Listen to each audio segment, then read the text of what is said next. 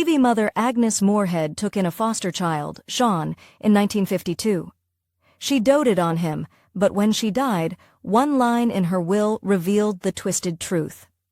Agnes was born as Agnes Robertson Moorhead on December 6, 1900.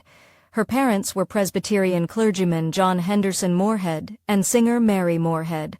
Her mother was 17 when she was born, and being a former performer herself, she encouraged her children's creativity and imagination. Her mother wouldn't be the only one with a passion for the arts. Even from a young age, the stage called to Agnes Moorhead. The first performance she ever did was at the age of 3. Because her family's ties to the church, she spoke the Lord's Prayer during her father's sermon. This would only be the start of both her time on stage and her dedication to her spirituality, though each would have their own dark side. When her family moved to St. Louis, Missouri, Agnes's passion for acting grew even stronger. Luckily, she had a supportive parent in her mother who would ask her, "Who are you today, Agnes?" She and her younger sister would often play act together, even coming to the dinner table in character, much to the amusement of their parents. Her older sister Ruth would be a huge supporter of Agnes. Her father, on the other hand, was the disciplinarian, and some of his punishments were downright brutal. Amusing her father with her play acting doesn't mean Agnes Moorhead was without punishment. Indeed, her father reprimanded her for her childhood shenanigans. When she had done something bad, her father would sit her on a stack of encyclopedias and force her to memorize a psalm. There I sat until I could recite it. It was a wonderful memory training, and it made me think twice before I do something wrong again. Thankfully, her restrictive household didn't stop her from chasing everything she wanted. Agnes Moorhead was dedicated to her education as much as she was to acting and performing. In 1923, she graduated from Muskingum College in New Concord, Ohio. While attending classes for her biology major, she found time to act in college plays. Later, she earned a master's degree in English and public speaking while teaching public school. Agnes was not short on professional ambition. Unfortunately, luck still played a part in her artistic success, and she had to fight hard before it struck. After graduating, she gave her acting and singing the old college try. Agnes auditioned and was cast as an understudy and company in a number of Broadway titles, like Scarlet Pages, All the King's Horses, and Soldiers and Women. Agnes Moorhead acted infrequently in stage plays. Though she was living the stereotypical struggling artist's life, poverty hit her particularly hard. At one point, she went 4 days without eating because she couldn't afford food. Her major break came when a radio station hired her. Sometimes she appeared on multiple programs in a day, which she says was great vocal training. It wasn't an easy time for her, but it laid the groundwork for her future success. In 1930, Agnes made a connection she couldn't shake. She married a fellow actor, John Griffith Lee, on June 5th. She kept the details of their relationship quiet, often staying out of the public eye together. Yet the information that did come out was shocking, to say the least. John wasn't as successful an actor as Agnes, which meant he sought other ways to make a living. During their marriage, John registered to fight in World War II. Their relationship was brought with tension around Agnes's success, and John found it hard to fight his resentment. As a result, he dealt her a shocking insult. John once reductively referred to her as his meal ticket. This wasn't the only time that her career would influence her personal relationships. Despite their problems, the pair lasted for 2 decades, before divorcing on June 11, 1952. Agnes's work kept her away from her husband for a lot of their relationship, but there were reports that she was always keen to get back to him and their family farm. They had fostered a young boy, Sean Lee, a year before they split. As we'll see, Agnes had other things on her mind than being a mother to a child. In the 1920s, a chance meeting with a young boy would change Agnes's life forever. She first met Orson Welles when he was just 7 years old, and over a decade later, in 1937, she became an early contributor to his independent theater company, Mercury Players. This would be a major boon in her favor, as her relationship with Orson continued throughout her career. His work on his first major film, Citizen Kane, brought Agnes's success by his side. Citizen Kane brought Agnes's name into the film realm and showed her abilities as a performer. She was ecstatic to be able to star in Orson's second film, The Magnificent Ambitions, which earned her a New York Film Critics Award and an Oscar nomination, and this was just the start of her screen appearances. In 1954, 2 years after divorcing John Griffith Lee, Agnes married actor Robert Gist, but there was a scandalous twist to their love story. Robert was 17 years younger than her, and rumors about his unfaithful behavior were common in Hollywood. Inevitably, this matchup didn't last very long. They stayed together for only 4 years until they divorced in 1958. Agnes didn't have another important long-term relationship after this, something that was potentially related to the questions surrounding her sexuality. Agnes's career continued growing and gaining more and more traction thanks to her immense work ethic.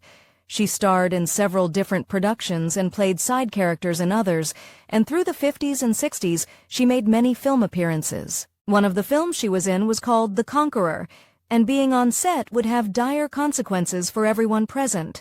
Filming took place in Utah, in a location surrounded by covert government nuclear test sites. The consequences were devastating. 220 cast and crew participated in the filming of The Conqueror, and almost half of them were diagnosed with a form of cancer during their lifetime. Agnes's mother believed that working on this film is what destroyed Agnes in the end. But more on that later. Agnes Moorhead got her major TV break in 1964 with the beloved series Bewitched, but her road to the role was on the unconventional side. Initially, she rejected the role of Endora, the main character's loathsome mother who hated non-magical humans, but one surprising event changed her mind.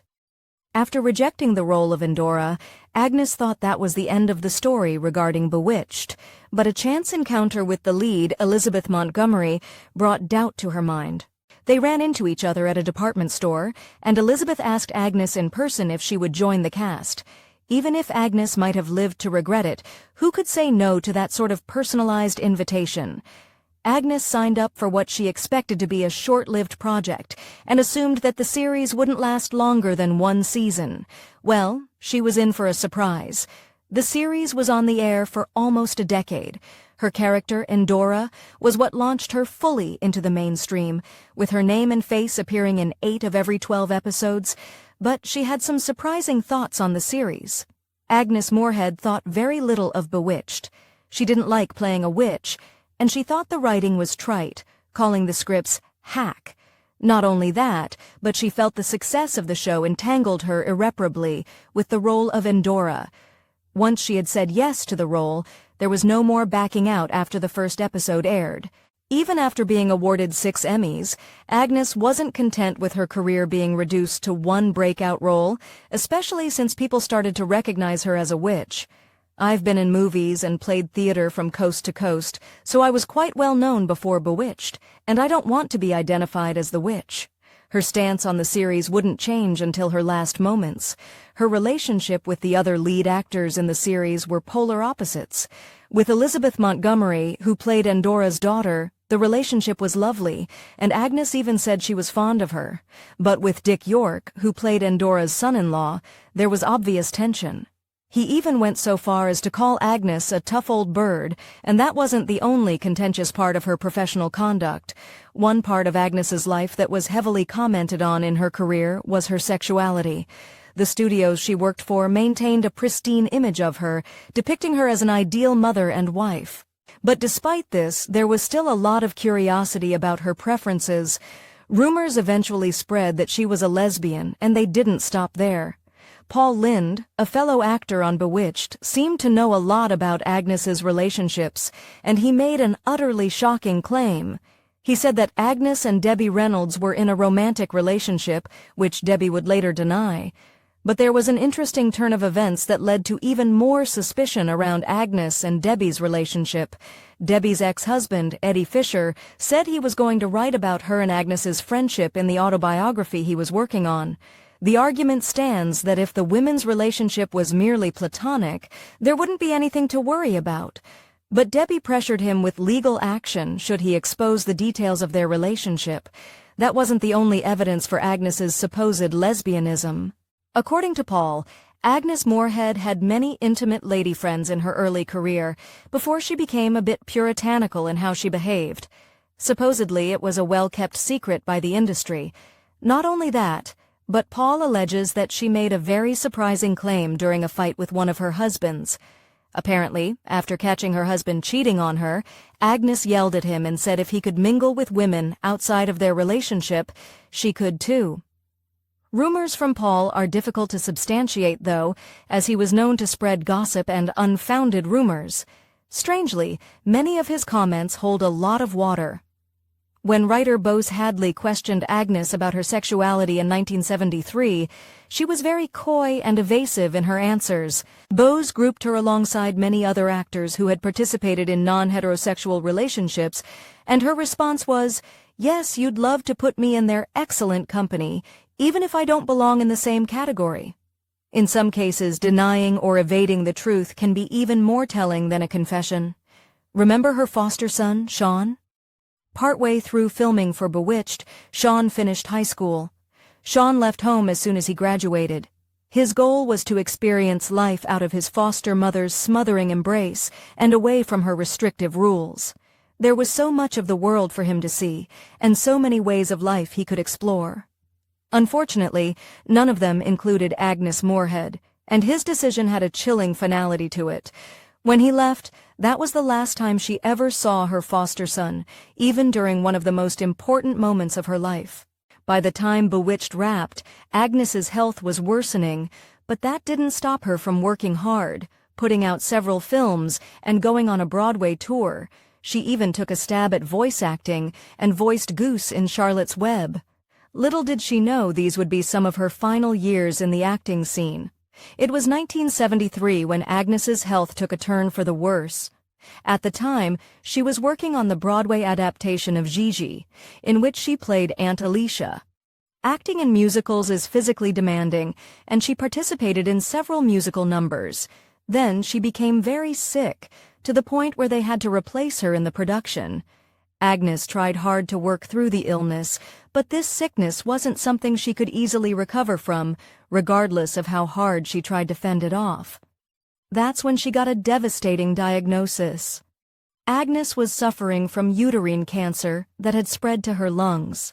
This added her case to the rapidly increasing statistics of the Conqueror's cast and crew who faced cancer diagnoses. According to her friend Debbie Reynolds, Agnes said she would survive, and that she left her fate in God's hands. After fighting the disease in the privacy of the Mayo Clinic Hospital in Rochester, Minnesota, Agnes Moorhead succumbed to her cancer on April 30, 1974, at the age of 73. Tragically, her mother outlived her, and Agnes bequeathed all her jewelry and clothing to her, but the matters of her will went even further than that. Agnes willed $25,000 to Muskingum College, along with requests to fund at least one scholarship in her name. Half of her manuscripts went to this college, and she left the other half to the University of Wisconsin. She left her family's farm and her comprehensive collection of Bibles and biblical materials to John Brown University. Despite all these posthumous appointments, one name was conspicuously left out of her will. Agnes Moorhead hadn't seen her foster son since he left after high school. When Agnes's friend Debbie Reynolds asked if she could look for Sean as Agnes was struggling with her cancer, Agnes said no. She claimed anything to do with Sean would only upset her. Because of this, he wasn't at the hospital when her cancer took her. Not only that, but she left him nothing in her will. She claimed she didn't have any children, nor a spouse, alive or past. With this, Sean's name passed into obscurity, alongside his role in Agnes's life. Everything she left went to the few people around her and the previously mentioned organizations.